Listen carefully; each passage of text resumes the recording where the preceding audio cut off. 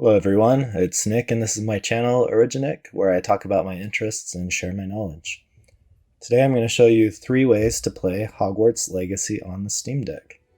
I pre-ordered Hogwarts Legacy a couple of weeks ago because I wanted the Thestral mount and because I wanted to be able to play it a few days early. I normally wait until a game I want has been out for a long while so that I can get it at a discount, but I was just too excited to play this one. I've only pre-ordered 3 games. Skyrim, Rage, and Hogwarts Legacy, and the first 2 came out a very long time ago, so that should show you how much I wanted to play this game. In this video, I'm going to show you some footage that I used a capture card to record and some footage that I used my phone to record. All of the gameplay footage is coming from the Steam Deck, but my lighting isn't ideal, so I wanted you to see what it looks like on the Steam Deck without the glare. The first way to play Hogwarts Legacy on the Steam Deck is to download and install it on the Steam Deck itself. It takes up about 75 gigabytes of storage space, so hopefully you aren't planning on installing it to the internal SSD of the 64 gigabyte version of the Steam Deck. It won't fit. I have most of my games installed on a 1 terabyte micro SD card, and I have the 512 gigabyte version of the Steam Deck, so I was able to install this game directly on the internal SSD. The footage you see here is running on the Steam Deck itself. Hogwarts Legacy is Steam Deck verified, which means that it will work on the Steam Deck without you needing to do any fiddling. The game detects the Steam Deck's hardware and sets everything to low settings. Connected to an external 1080p monitor, the game looks horrible at low settings, but when playing directly on the Steam Deck, the low preset looks okay. I watched some other YouTube videos and experimented with the graphics settings to try to find the settings that would make the game look as good as it can on the Steam Deck, while also running consistently at 30 frames per second. For me, leaving the settings at their defaults worked pretty well. Some people have said to uncap the frame rate in the game, but to use the performance menu on the Steam Deck to cap the frame rate to 30 frames per second. Others have said to cap it at 30 frames per second on the performance menu and within the game settings. Some people said they were able to move textures or 1 or 2 settings up to medium quality. I will say that no matter what I did, the game still stutters occasionally, but to be fair, the game stutters occasionally on my desktop PC with an RTX 3090 running at 120 frames per second. Even when I lower the refresh rate to 60 frames per second, the game sometimes hitches. It doesn't make the game unplayable, but it does take somewhat away from the immersion. I'm hoping that this is due to the fact that the game just released, and hopefully Avalanche will continue to optimize the game until it exhibits buttery smooth performance across the board. The next 2 ways to play the game on the Steam Deck involve installing Hogwarts Legacy on your desktop PC and using Steam Remote Play or Moonlight to stream the game to your Steam Deck. Depending on the quality of your Wi-Fi network and your PC, this method may work very well or may be worse than playing the game directly on the Steam Deck. First, I'll share my experience using Steam Remote Play.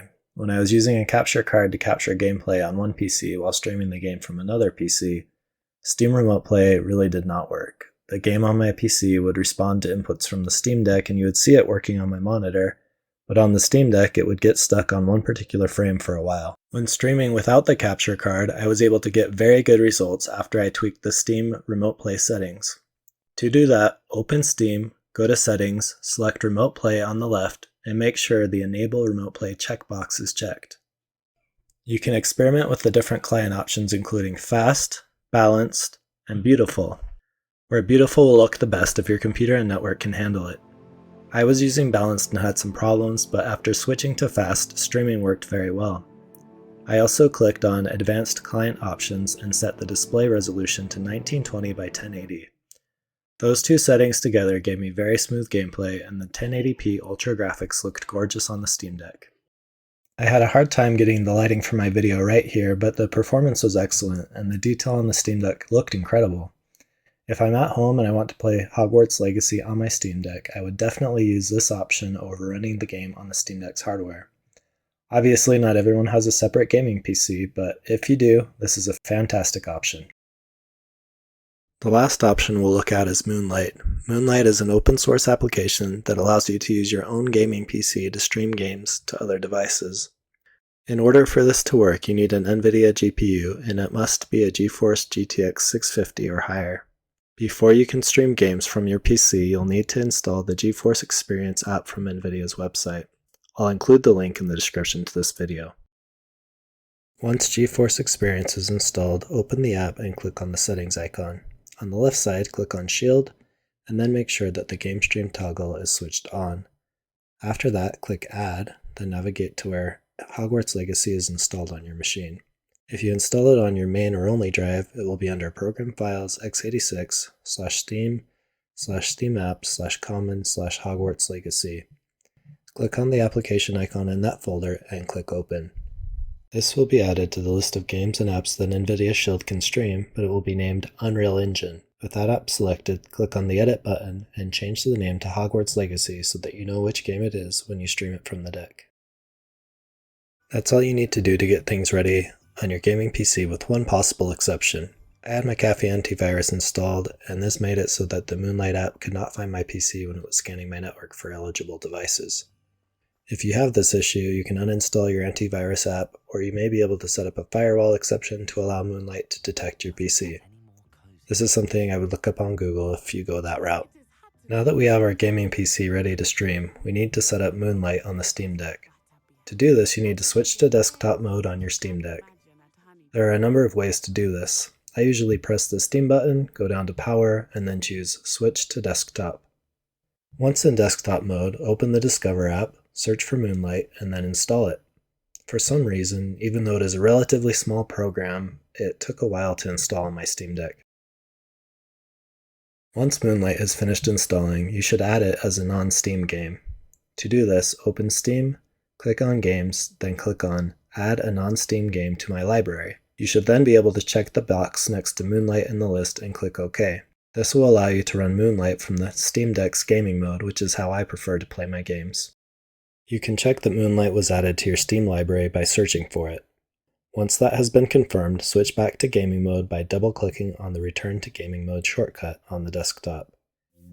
Once you are back in gaming mode, navigate to the Non-Steam tab, then start Moonlight. The computer that you want to stream from will need to be turned on, and you will need to have logged into Windows, otherwise a lock icon will appear in front of the screen icon. If you haven't streamed from this computer before, you'll need to enter a pairing code on your desktop PC in order to pair your PC with your Steam Deck.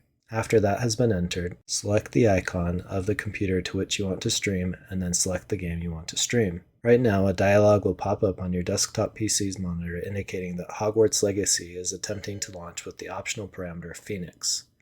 I'm not sure why it does this, but you will need to click on that dialog and click OK. I have had to do this each time I've streamed Hogwarts Legacy using Moonlight, so this may be an argument in favor of using Steam Remote Play instead. The thing I like about Moonlight over Steam Remote Play is that I can easily change the resolution that I want to stream.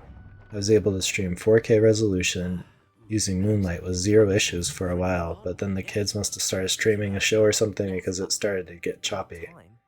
I was able to easily fix this issue by reducing the resolution to 1440p, and when that got choppy, I further reduced the resolution to 1080p.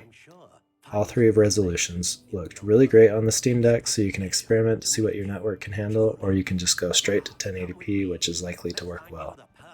Moonlight can feel like a prison if you don't know how to get out of streaming mode. To stop streaming, press Select, Start, RB, and R1 at the same time. That's it for this video. I hope you enjoyed it, and I hope that at least one of these options works for you.